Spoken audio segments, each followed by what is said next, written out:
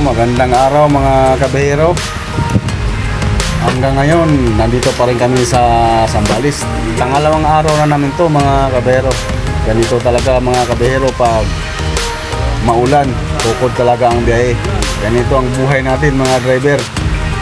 Pag maulan, tukod talaga. Dahil di mababa yung mga pangarga natin. Dahil sa ulan. Wala tayong magawa mga kabahero. Maulan kasi.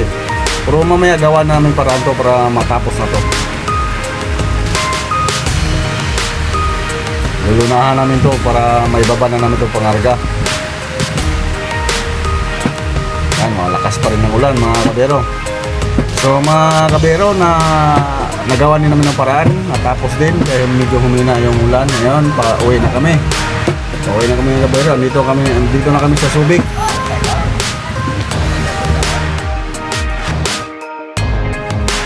So baybayin namin to mga kabero kasi pakaliwa na kami dyan, bypass na yan, bawal dumiritso doon sa bayan ng Subic kasi may truck ban mga kabero. Dito kami dadaan sa bypass yan, kakaliwa kami dyan, yan pinalawa na ang L mga kabero.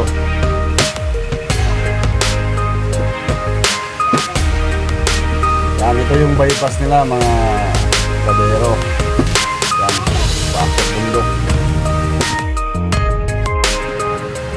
So, nandito kami sa bypass ng Subic. Ito yung bypass nila. Yan, mga kabero. Okay din naman pala dito dumaan. Kasi safe ka talaga, hindi ka mahuli. Bawal kasi din talaga sa looban ng Subic, sa bayan. Ito maganda dito, daanan mga kabero. Ngayon mga kabero, pag nalagpasan na tong ano na to, yung bypass na to, bayan na naman ng Olongapo ang dadaanan natin. Yan, ito na ang bayan ng Olongapo mga kabero. Yan, may truckban din dito, kaya lang naka na kami sa truckban, nagpas na kami sa truckban, kaya pumasok na kami dito sa bayan ng Olongapo. Yan mga kabero, Olongapo. Dito sa bayan ng Olongapo mga kabero, sa isang araw 3 beses ang truckban dito, sa umaga, tanghali at saka sa hapon. Ganito dito sa Olongapo mga kabero, yun ang patakaran na dito.